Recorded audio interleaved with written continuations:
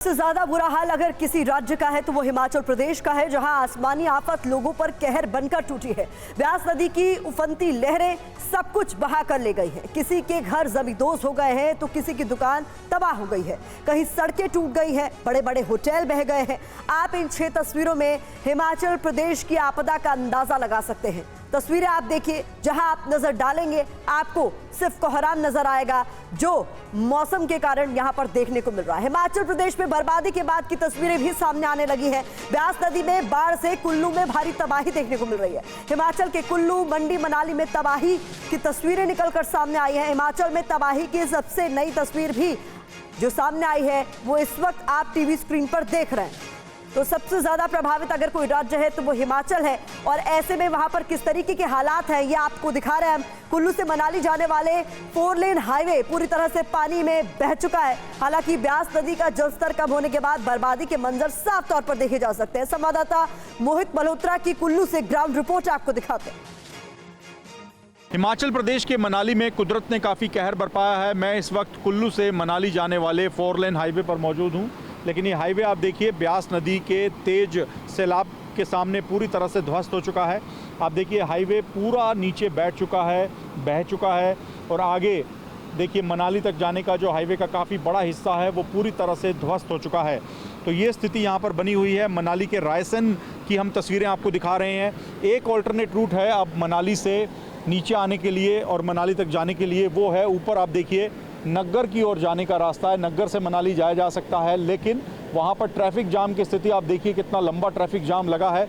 मनाली में लाइट नहीं है, इंटरनेट की कनेक्टिविटी नहीं है, फ़ोन की कनेक्टिविटी नहीं है, क्योंकि मोबाइल टावर्स नीचे गिर चुके हैं। इसलिए लोग जल्द से जल्द मनाली छोड़कर नीचे आना चाहते हैं, और नग्गर का जो अल्टरनेट रूट है इसी वजह से वहाँ पर जाम की स्थिति बनी हुई है, और लोग जल्द से जल्द मनाली को छोड़ने की कोशिश में लगे हुए हैं।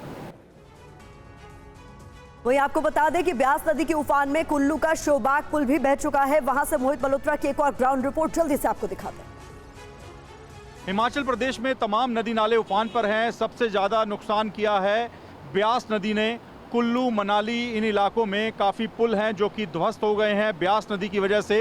ये सियोबाग पुल है कुल्लू में, और पीछे जो आप कुछ गांव देख रहे हैं, करीब 40-50 गांव हैं, उनको कनेक्ट करने के लिए पुल है। इस पे छोटे वाहन, बाइक्स, ऑटो ये सब चलते हैं। लेकिन ब्यास नदी जो इस वक्त पूरे अपने रौद्र रूप में है, उसकी वजह से करीब 40 साल पुराना ये सियोबाग पुल जो है वो ढह चुका है। लगातार वहाँ पर लोग रहते हैं, लेकिन इस तरफ आने के लिए एकमात्र जरिया जो करीब 40 साल पुराना पुल है वो गिर चुका है। हमारे साथ मोहिंदर जी हैं, स्थानीय नागरिक है। मोहिंदर जी, कितना बड़ा नुकसान है इस पुल के गिरने से?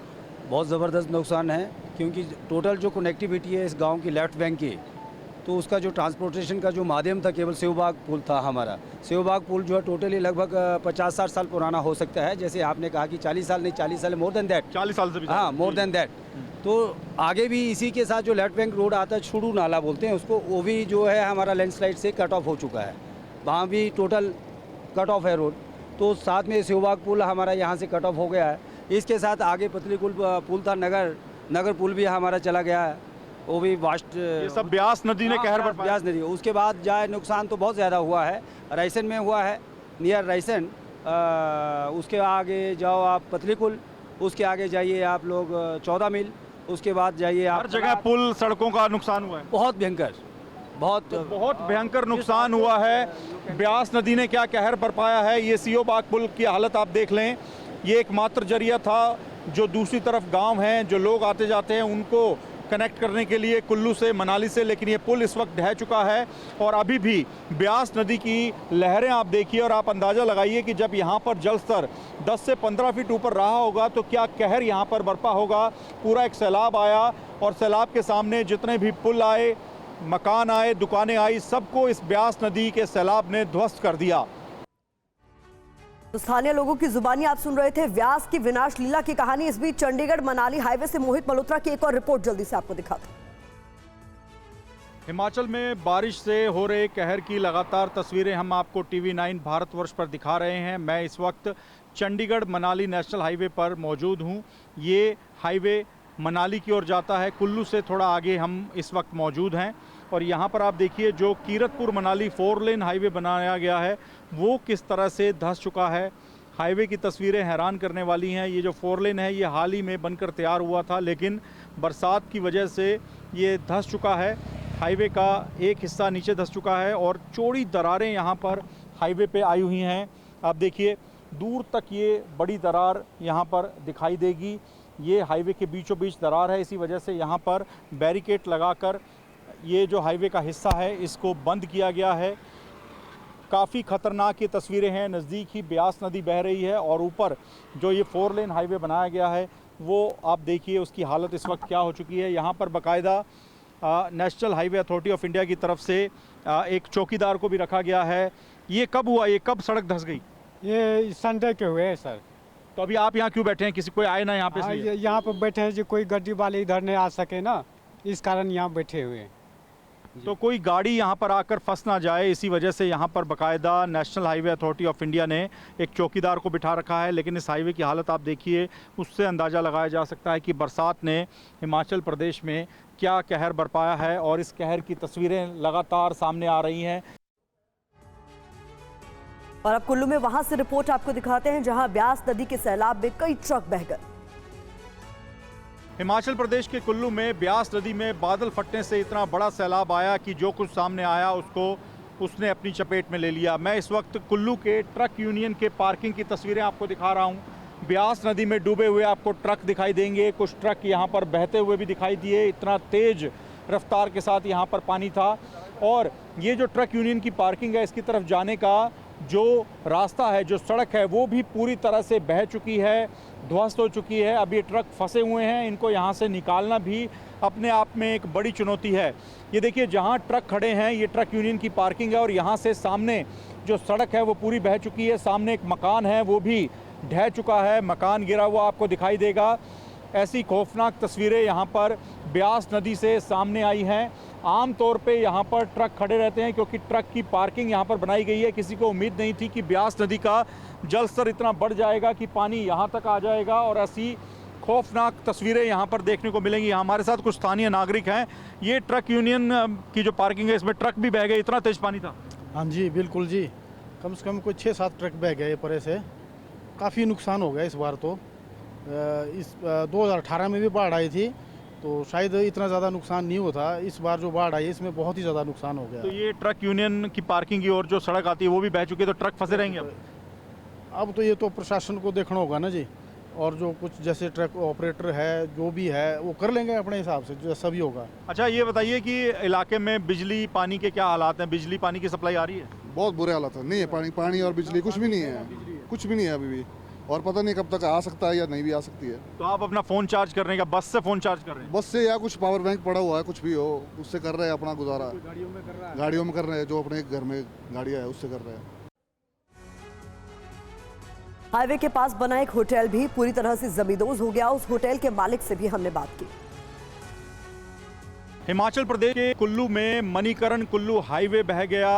तेज पानी के बहाव में पार्वती नदी और ब्यास नदी ये इस पॉइंट पर कुल्लू में आकर मिलती हैं, लेकिन इन दोनों नदियों ने ही ऐसी तबाही मचाई है कि सब कुछ अपने साथ बहाकर ले गई। यहाँ पे करीब 100 मीटर हाईवे इस वक्त पूरा बह चुका है और सामने आप देखिए बड़ा ही शानदार एक होटल है, लेकिन उस होटल के हालात क्या हैं आप उसी से अंदाज़ा लगा सकते हैं कि किस कदर यहाँ पर ब्यास नदी और पार्वती नदी ने मिलकर तबाही मचाई है। कुदरत का कहर है। स्थानीय लोग कह रहे हैं कि जो अवैध खनन यहाँ पे लगातार होता है उसकी वजह से भी नदियाँ अपना रास्ता डाइवर्ट कर रही हैं और कुदरत का कहर बरपा रही हैं। हमारे साथ विनोद सोनी जी हैं जिनका ये शानदार होटल यहाँ पर अब इतनी बुरी हालत में पहुँच चुका है। इनसे हम बात करते हैं। सर ऐसा मंजर आपने कभी अपने जीवन में देखा? सर नहीं, ऐसा मंजर पहली बार देख रहा हूँ। तो ये हमारा जो होटल है ये कम से कम 100-150 फुट आगे था, जो सारा का सारा ये अपने रोड में चला गया है। तो हम तो प्रशासन से ये चाहते हैं कि जितनी जल्दी हो सके यहाँ रोड का काम किया जाए, जो सभी भाइयों को इसका बेनिफिट मिले। तो हमारी सरकार से यही दरख्वास्त है जितनी जल्दी हो सके, क्योंकि हम लोग पहले कोरोना की मार से निकले हैं, अभी आकर के ये सारा रोड ख़राब हो गया इसकी मार से निकले हैं। इतना स्टाफ है, इतना वो है सर, कहाँ से तनख्वाह देंगे इन सब की? तो बड़ा नुकसान आप लोगों का हो गया। तमाम ये यहाँ पर दुकानें और घर होते थे सब बह गए? सब जहाँ पानी में चले गए जी सर, देखते देखते सब पानी में चले गए हैं। तो बस ये हम प्रशासन से चाहते हैं कि जितनी जल्दी से जल्दी हो सके हमारा रोड का काम किया जाए और अवैध खनन को ये रोका जाए। तो ये आप मानते हैं कि अवैध खनन के कारण ही नदियाँ अपना रास्ता डाइवर्ट कर रही हैं? जी बिल्कुल ठीक है जी, अवैध खनन के कारण ही ये हो रहा है सारा। आपको बता दें, कुल्लू में कई ऐसे मकान हैं जिन्हें भारी नुकसान पहुंचा है। मोहित मल्होत्रा ने पीड़ित महिलाओं से भी बात की और इस दौरान उनके आंसू छलक पड़े। यहाँ पर पार्वती नदी और ब्यास नदी का पानी आपस में एक संगम की तरह मिलता है, वो अपने साथ बहा कर ले गया इन दुकानों को। आप देखिए, जो दुकानें रह भी गई हैं उनमें से सामान निकालना पड़ रहा है, क्योंकि खतरनाक तरीके से घर दुकानें सब डैमेज हो गया है, दरारें आ गई हैं और ये मकान दुकानें कभी भी गिर सकती हैं। इसी वजह से इनके अंदर जो सामान, ये हार्डवेयर की एक शॉप है, देखिए यहाँ पर जो सामान पड़ा है उसको जल्द से जल्द निकाला जा रहा है, क्योंकि ये दुकान और इसके ऊपर बना जो मकान है वो रहने के लिए अब ठीक नहीं है। कभी भी ये मकान और गिर सकती हैं। उषा देवी हैं जिनका ये मकान और दुकानें हैं। उषा जी, कितना नुकसान हो गया आपका? बहुत नुकसान हो जी। सामान भी हमारा अंदर ही है ना, हमने निकाला नहीं। दोनों कमरे में सामान है, यहाँ से निकला हमारा सामान थोड़ा बहुत ना, बेड बूट सब कुछ अंदर है। बस जान ही बचा पाए? हाँ जी, बचा पाए। कुछ लोगों घर में रह रहे हैं, लोगों ने खाना खिलाया, लोगों ने सब कुछ दिया हमारे को। कपड़े भी जो तन में थे वो ही निकाले। सुबह ने थोड़ा बहुत इस कमरे से आगे वाला कमरा तो डैमेज है, वहाँ तो जाने को नहीं है। अच्छा, ये जो पार्वती नदी और ब्यास नदी यहाँ मिलती है, इन्होंने रास्ता कैसे बदल लिया? क्या अवैध खनन होता है? हाँ जी, पाले जिया वाले यहाँ पर अवैध खनन होता था ना जी। इन्होंने कैसा कि दरिया जैसे पिछली बार जो बाढ़ आई थी ना, इन लोगों ने वहाँ पर जैसे पत्थर भी ले गए थे, नीचे से खाई कर दी थी, इन्होंने पत्थर तक उठा के ले गए थे। उस वजह सारा ब्यास से जो पार्वती ब्यास ने हमारी तरफ घूमी हो, ऐसे नहीं घूमनी थी हो। जब देखा प्रशासन वाले भी देखते थे, पुलिस वाले भी देखते थे इनको कि हाँ निकाल रहे हैं। यही सुबह 4 बजे 3 बजे हमारे घर के सामने ट्रैक्टर लगते थे, पर किसी ने नहीं इनको रोका। आज हमारा नुकसान कौन भरेगा? ये लोग जिए वाले भरेंगे, जिन्होंने खनन किया है वो भरेंगे। प्रशासन वालों को इतना सोचना चाहिए कि खनन हो रहा तो रोको। पिछले साल इन लोगों ने जेसीबी लगाई, सर्दियों के दिनों में तो इन्होंने पार वाला दरिया हमारी तरफ मोड़ा। अब हम क्या करें? नदियों ने रास्ता बदल लिया। हाँ जी, नदियों रास्ता बदल दिया। हालत ये होगी है, खाना भी आप दूसरों के घरों से लेके खा रहे हैं? हाँ जी, दूसरे घर से लेकर गए जी। ऊपर जाने को नहीं, मेरे तो मकान भी खत्म हो गया जी। हम तो लोगों घर में रह रहे हैं अभी तो। आप अपना नाम बताएं। बीना कुमारी। बीना कुमारी, आप भी ये हालात हैं, दूसरों के घरों में रहना पड़ रहा है? हाँ जी, घर तरह अपना पर खतरा है। यहाँ भी मकान खाली कर दिया है ना हमने, फिर यहाँ मकान गिरने का खतरा है? हाँ जी, गिरने का खतरा। दुकानें थी ना यहाँ पे, दुकानें तो सारी चलेगी, और जो जिन दुकानें किराए पर ली थी ना, उनका भी कुछ भी नहीं निकला सामान। मानते हैं अवैध खनन की वजह से सब कुछ हो रहा है? हाँ जी, इसी की वजह से हो रहा है जी।